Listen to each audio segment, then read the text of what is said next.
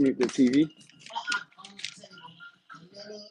The mini remote, just press mute.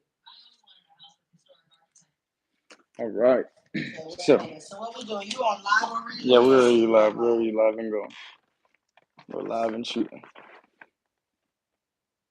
Where do I find you? Scoot over. Well, it's fine. I thought I followed you.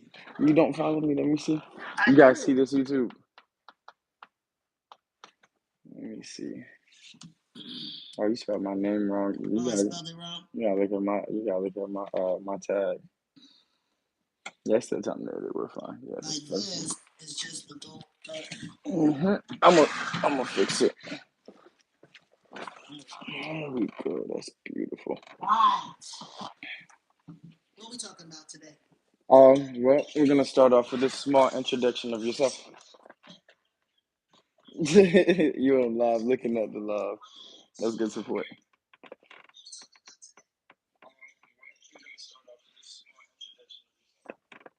Okay. What is the introduction? What do you gotta be like? Well, introduce however you'd like to introduce yourself. No, you gotta ask me a question, and you gotta really do an introduction yourself. That's how you do it. That's the how introduction. I see them do it. Well, this isn't them. This is us. But generally, the introduction normally goes something like, your name if you want to disclose that. Your background, just a small thing of your background, because that's what the interview is going to be about. To hear you ask those questions. So you're not going to give me a basic introduction. No, I want you to. Well, are we live now? We're live. No, I don't want it to be live. We're live. This is how it goes. This is how it goes.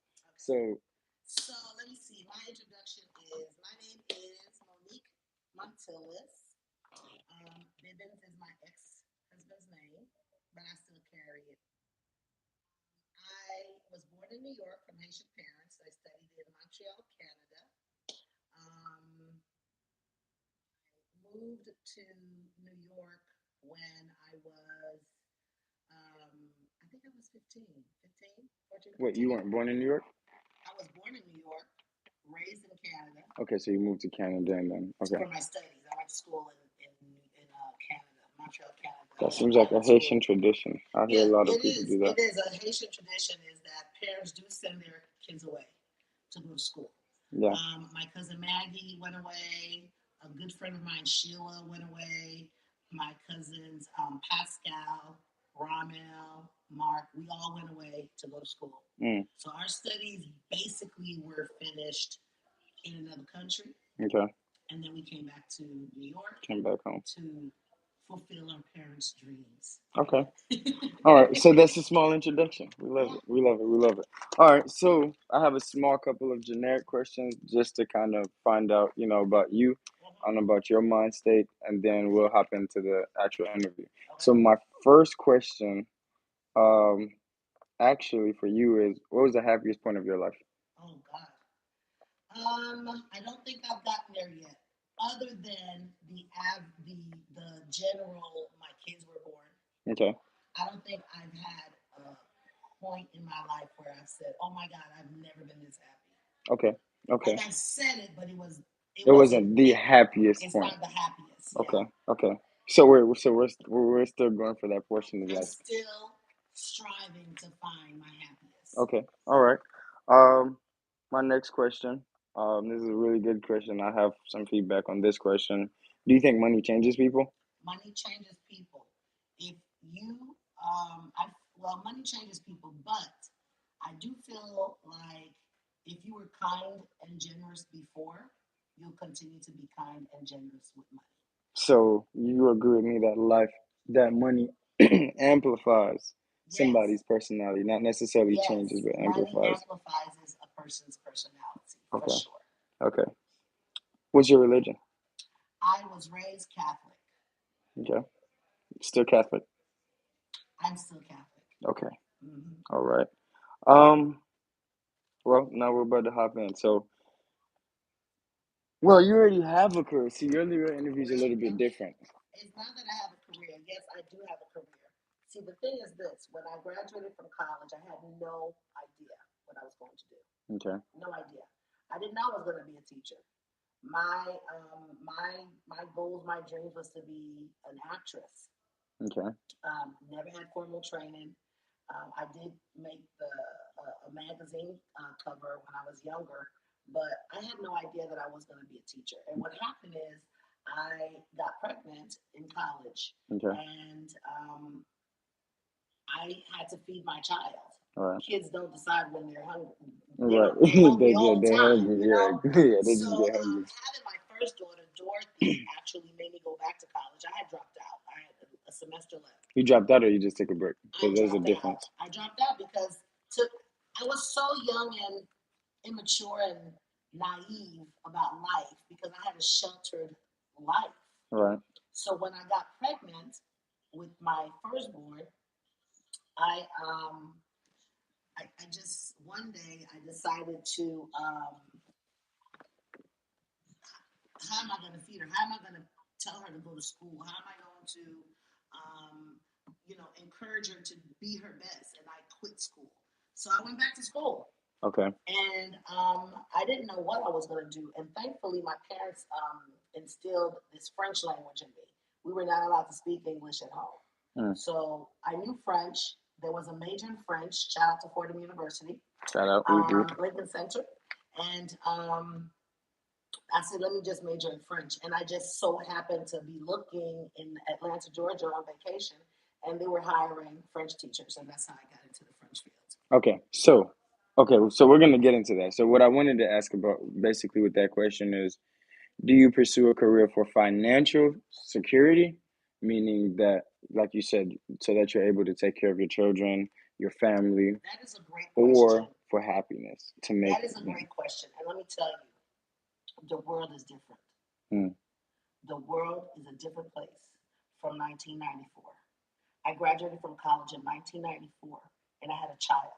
And at that point of my life, I did not believe in following your dreams. I believed in the necessities in life. So And that's the security. necessity in life at that time was taking care of my daughter.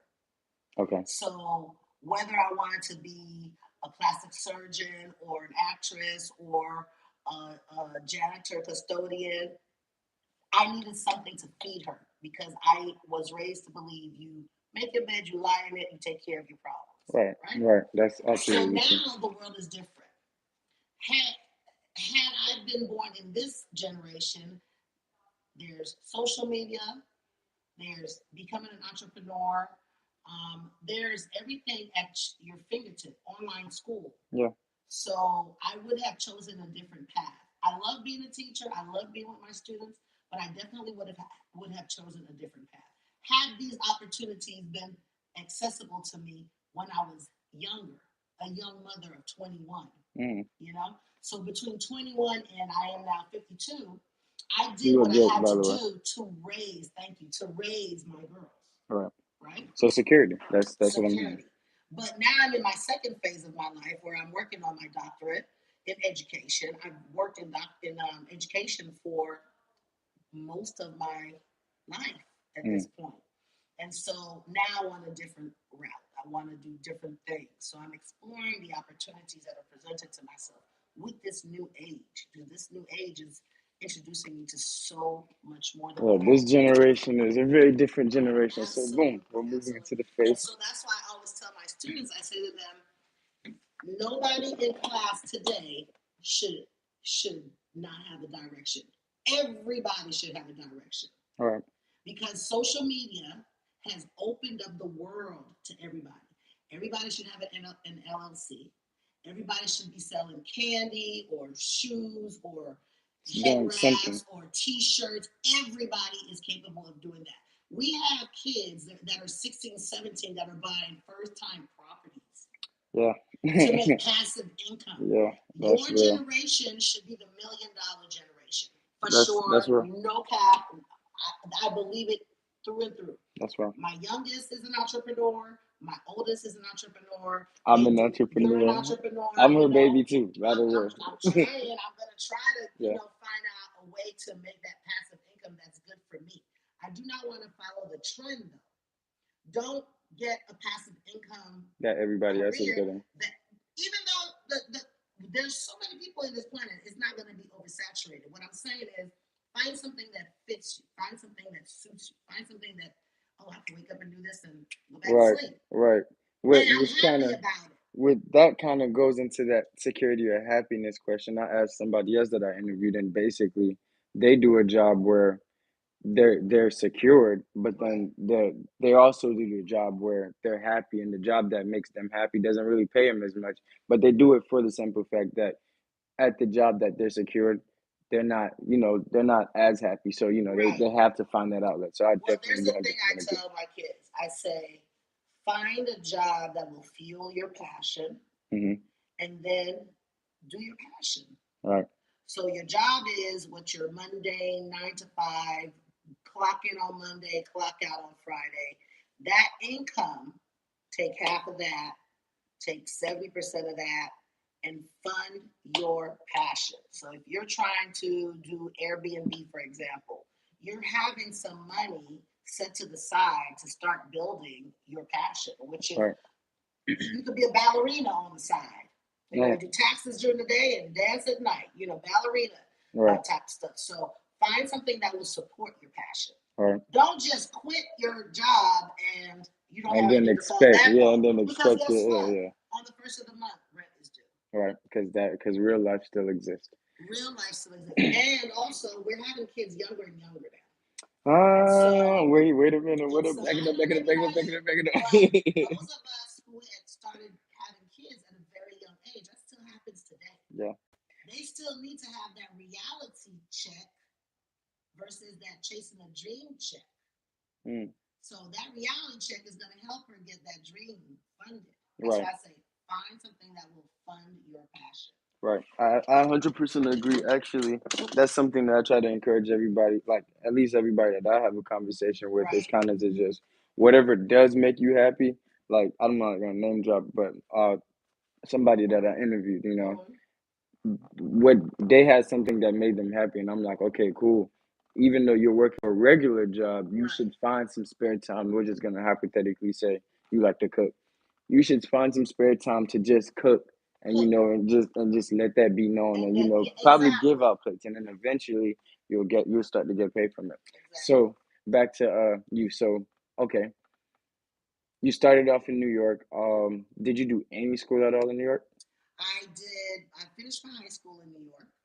I went. Well, starting from probably elementary school, if you have any memories of that. Well, elementary school, I was in Canada. Okay, so boom, you start off school in Canada. Yeah, I went to Elena Guerra in Canada, and then I went to Pasadena Mary, and then once I went to Pasadena, I'm sorry, I take that back.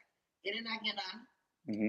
Marie Clara, and Pasadena The Mary. strong French accent. So Elena Guerra was my elementary school, Marie Clara was my middle school, and Pasadena Mary was my high school. Okay. In high school, I finished all the way to what they call here 10th grade. Okay. And then I moved to New York, and then I went to a Quaker high school Okay. in Brooklyn, Quaker high school. That's Um, yes, okay. private and very, very upper echelon. Right. Yeah. Um, and I graduated from there, and then I went to Fordham University in Lincoln Center. Okay. A lot of people say, "Oh, Fordham in the Bronx." No, in Lincoln Center. I was right behind Lincoln Center. Mm, Beautiful place. right. So, leaving New York to go to school in Canada, I know it was tradition.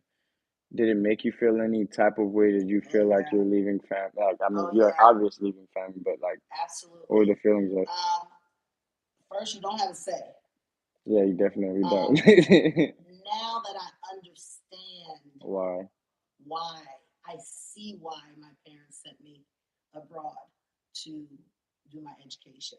Mm, Um, in my rebellious phase, I felt like, wow, you just moved me away from my cousins. I didn't have any friends. mm, And when I would come back to visit during summertime, I would see all my cousins together hanging out, and I'm out of the loop because you're not around. I'm not around. How'd that make you feel? It made me feel terrible. It made me feel like I was always trying to please them. Made me feel like I didn't fit in. So now it's different because I'm older. I understand the concept. But Haitians, um, they really to do what's best by their kids. Right. At the time, education in New York was terrible, and you had to go to the zone. So or the school in my zone was just it was terrible. I mean, imagine the 70s. Is not the best for Right. our people. Right. So my mother sent me to a private school, a Catholic boarding school in Oh, so Montreal. it's a boarding school. Oh yes, it was nothing Yeah, but yeah, girls. yeah, yeah. We That slept would there make Monday sense. through Friday, and on the weekends, somebody from our family would come pick us up. And did Well, you I get didn't picked up really. every weekend or? No, Yeah, I did 'cause not. yeah. I did not get picked So up. how'd that make you I feel? got picked up very, very seldomly. Like once every 5 months, 6 months, something like I would say when they remembered. that. When my people remembered, and I won't say who it was at the time because I'm sure They're gonna see they're this gonna see interview. this, but I felt some kind of way, and it started to affect me. Okay. So I would cry a lot, and the nuns would call my mom and say, "You have to find somebody to come pick her up every weekend because she's seen everybody leave, and she's there." And I literally lived with the nuns. Wake up at 5, say prayer, go hang out, say prayer, go cook, say prayer. Yeah, yeah. At one point, I thought I was going to be a nun. Yeah. So yeah, it did affect me a lot. So do you think that played a role in the type of person that you are right now? Absolutely. What role is that? I am. Well, you have a huge heart, so that Well, definitely thank you. that I definitely- love kids. I really connect with kids. I understand their plight. I know when they feel unloved and rejected. There's a connection there with me and kids who don't fit. Just don't fit. And I've felt this for a very long time that I just don't fit in whatever group. You may see me extroverted, you may see me outgoing, laughing loud, but inside I have such deep insecurities of not fitting in. Right. And that stems from feeling like, your parents send you away. What kid want to feel like, wow, my parents sent me away? Although now, 50 years it's later, better, yeah. I understand I didn't get that at the beginning. Okay. So because of that, I feel connected to kids. Now that I'm talking to you, not knowing that I would be a teacher, All right. right? Yeah. So it's like it was a calling for me to be a teacher, to be in the lives of kids. And throughout this whole process, you're academically successful because you don't have a choice. You're Haitian. Your Yeah. parents are Haitian. They're not. I gonna was a take that. terrible student. Oh. I was a terrible student. I took a lot of baton for being a terrible student. But now that I know, I actually displayed special education needs. I didn't know how to read. I think I was a little bit dyslexic. I didn't know how to study. When people would say, there's a saying in French that says "fais ton effort." Well, to me, "fais ton effort" was to hold the pencil tighter and write darker. Right. Like I'm not working hard enough. You understand? Yeah. So because of that, I just knew that now that I've been teaching for 27 years, that I know now that I had a problem as an academic student back then. But now that I'm older, I can recognize these signs in kids. I just can. It's just something that you see, you connect, and then the kids confide in you and they ask for help. And that's what I'm there for. Right, because I think in our personal relationship, I don't think I said something to you. I think I just took you out the classroom and said, look here, yeah. So this that's too a fact. shall pass. Yeah. You got to get help. And a lot of times kids don't want to ask for help because they're ashamed. And I was ashamed. It took me failing my math teacher's test to actually ask help to learn a math test. And I was about 40 years old. It took me a long time. Before you realize. And I really believe that that's part of being Haitian as well. That's part of the Haitian culture a lot of times. You're supposed to just hold it in, not say anything, get a tutor on the side, but you asking for exactly the help that you need, because you're a kid. I'm 52 and I'm still a kid in front of my mom. So it's like I didn't know how to ask for the proper help. Right. I was labeled lazy. I was labeled stupid. I was labeled, They say paresseux, you Paresseux. know? Paresseux means lazy. But it's like almost it's a curse at you when they say these things to you. So I had to it took me a long time to fight all of those demons because they're hurtful demons. Right. I mean, that's not to a child that's already going through the things that you're going through. That's not exactly what you want to be. What was the word like? Reassured with. Exactly. And that So even though I know my mom loved me, I right. know No, my she dad does. loved me. And you know, parents, Haitian parents are like dads, they don't really say they love you It's a tough love. until, you know, they have a grandchild. My father started saying I love you when my firstborn was probably 3 years old because it's not something that they say. To show their love, they go to work. Yeah. They pay the bills. They Right. dress you. They feed you. They Right. teach you French. They take you to church. Now That that's is a Haitian sign of culture. love. Yeah, that That's is Haitian so. culture. Do you think? Okay. Do you think you being in an American environment kind of blinded you to seeing that that's actually just Haitian culture? Yeah, Yeah. it's Haitian culture. I can't speak for any other culture. But one thing I did do, I did it completely different with my daughters. Because even though I'm 100% Haitian, that's how I look at myself. I'm 100% Haitian. Yes, I was Yeah. born in You're Brooklyn. I 100% am Haitian. Yeah. 100% Haitian. You're more My Haitian than kids, me, and I was my born in kids were Haiti. raised like they were Haitian. Yeah. You know, because at the end of the day, the emotional connection that you have to your parents raising you with values and morals and all of that, that's all Haitian to me. And there's no other way to raise a kid for me in my family. My little granddaughter, Amelia, she's going to speak Creole. She's going to speak French. She's going to kiss people when they come in the house. You know, I think those are. Wait. Time out. Now that's a Haitian tradition Yeah, that it some is. people look at. No, well, not some people, but some Haitian children looking at it like, well, I don't want to kiss this individual. Well, guess what? It, So you're gonna pick and choose the certain values. so That this is it's the thing. yeah. I believe that the certain values that you're saying I'm picking at Well, I'm not. I'm are not negating them. values that demonstrate respect for Okay. your elders. Right. I'm not saying kiss everybody that come through the house. I'm not saying that. But if they're my elders that I respect, those are your elders that you That you will respect. respect. I will say, Shelby, go kiss Tatsy so and so. Right. Dorothy, go kiss Tatsy so and so. And now, Amelia, go kiss Tatsy so and so. Okay. But I'm not going to make Amelia kiss everybody Everybody because, that walks in the house. A, we don't live in the Haitian culture place, zone, district, Right. county, right? Right. And B, I understand mixing my Haitian culture with the American culture to upbring a child is very critical. Right. There's a line there, you know, there's a line that I do understand that not everybody deserves a Haitian kiss. You know what I'm saying? Right, that's true. So that's where I fall with that. But definitely Haitian culture to me has been the best culture. I love my Haitian Oh yeah, culture. every time I'm around Haitian Sac people, passe. not lit. Hey. You know what it is. So coming back from Canada and coming to New York, what was that like? Terrible. Huh? Why? It was a terrible experience. Why is that? It was terrible. Because I now was, you're I not in a was, boarding class. You're not I in was boarding school 15. anymore. I didn't know what. I didn't know Because now anything. you're back into American I'm culture. back That's not in with Brooklyn. nuns. Yeah, you're not with nuns. Honey, it was like going to the ghetto. It was so ghetto. So you got bougie. It was so ghetto. Like I love Brooklyn. Don't get me Yeah, no, wrong. Brooklyn's You the know, spot. I love Brooklyn. I'm Were you a about Brooklyn Flatbush by girl. any chance? No, honey. I'm No? Rockaway Oh, Parkway. okay.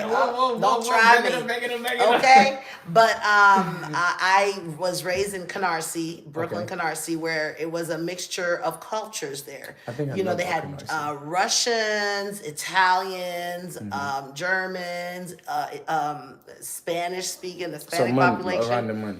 and Jamaican, Trinidadians, Haitians. We make up Brooklyn. Right, So it is a country of its own, right? right. So with that being said, it was a terrible experience because I was in my teens, feeling myself, smelling myself. I came Haitian parents. with Haitian parents, but mind you, I came from being an independent individual in Canada because I was at the nuns. Yeah, right. So I did anything I wanted to do. Well, not anything you wanted to I do, wanted but to do something, you I moved did up- it. You moved on your own timing, basically. And nobody was telling me no.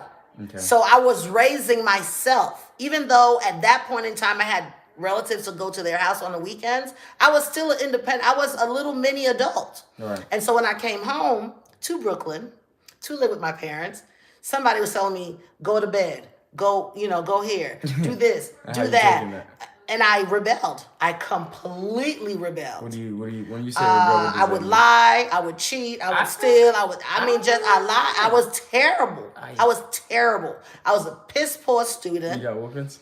I think I got maybe between the age of 15 and 19, I probably got 2 whoopings. Okay.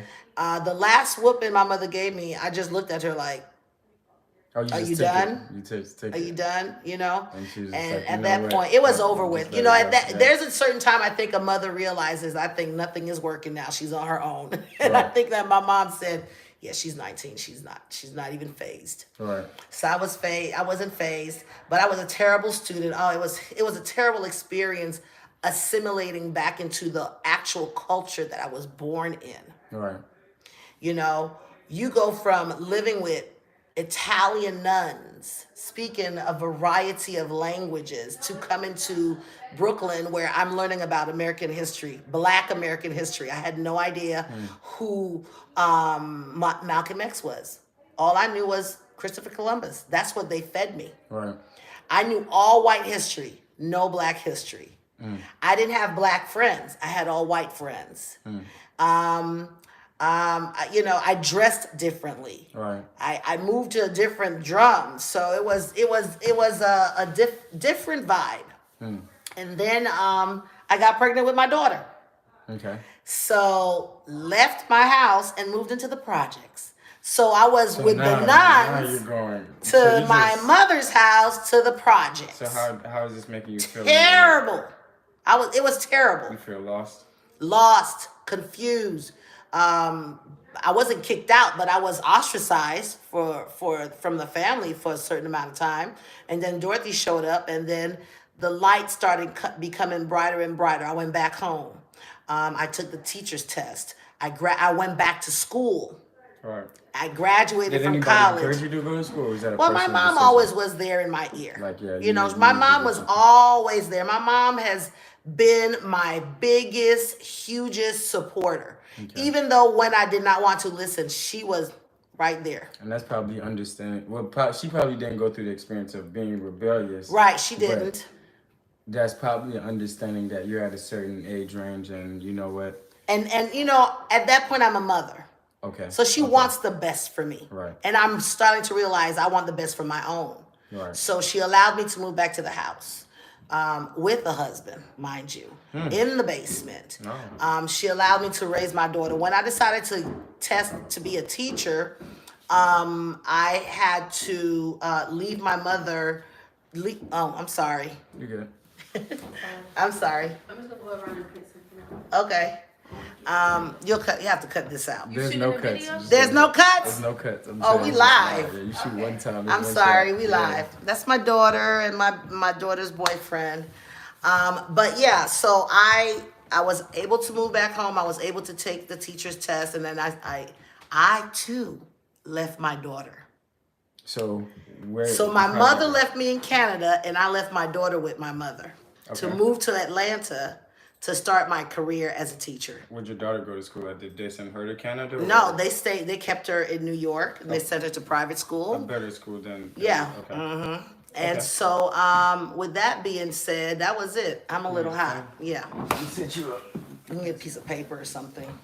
A piece of we'll paper. get Nah, You want a piece of paper? Yeah, Oh, that's good. I got you. Thank you. I got you. I'm over here. No, that's working. fine. We gotta No. hire somebody to come over here and be the Yeah, phone I'm a man. diva. What can I say? So yeah. So that was that. Going to boarding school was a big. It was huge for me. Okay. It was huge, and I appreciate it so much now. Now, but not then. No, because I didn't understand why I was separated from my parents. But now you do. Yeah, I So do. okay, now you're moving down to Atlanta to work on becoming a teacher. So I started to teach in 1996. What school? Chapel Hill Junior High. That's when they used to call them junior high, but it was a middle school. Okay. So I went from junior high to middle school. I taught there for about 3 years. And then I got married. How'd that go? That went. That went. And then I got that baby girl.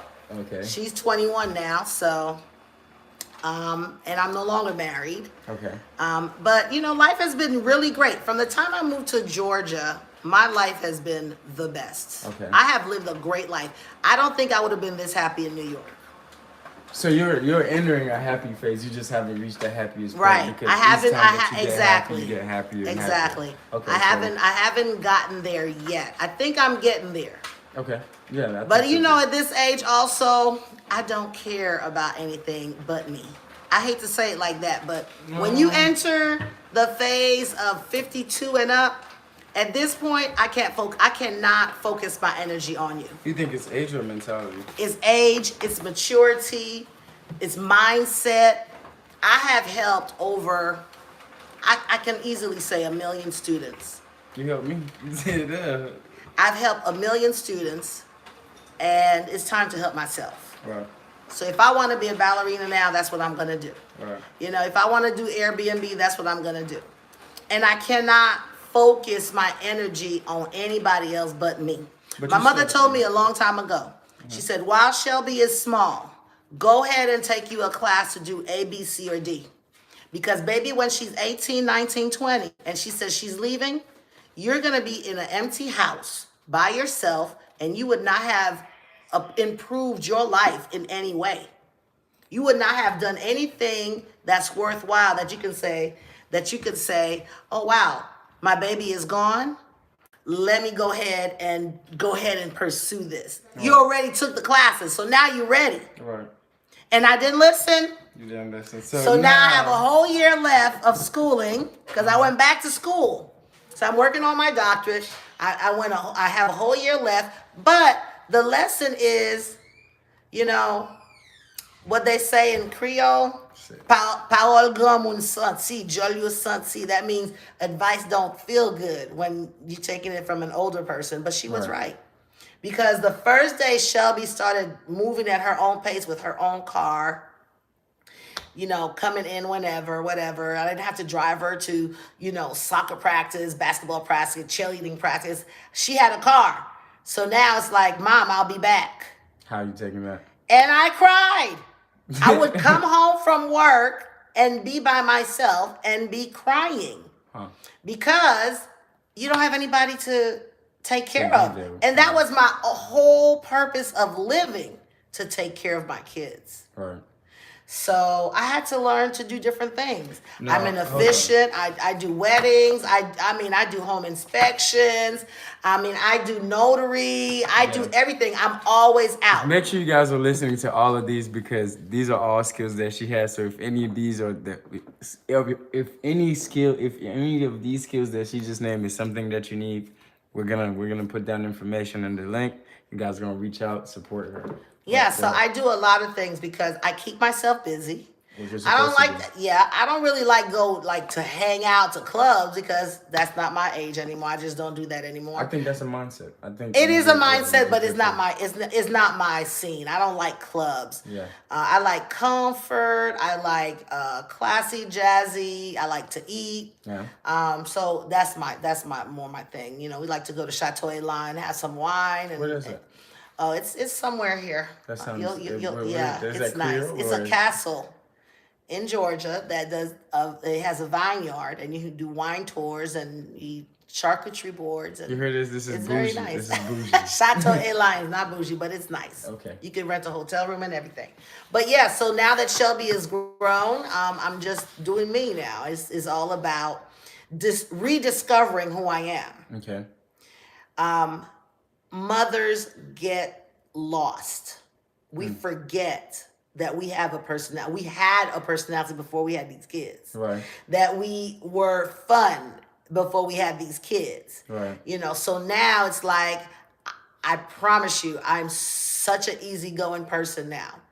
I don't get upset. I'm a very bad passive-aggressive individual, though. I don't like that. That's still, I'm working on it. Yeah, we gotta talk about that.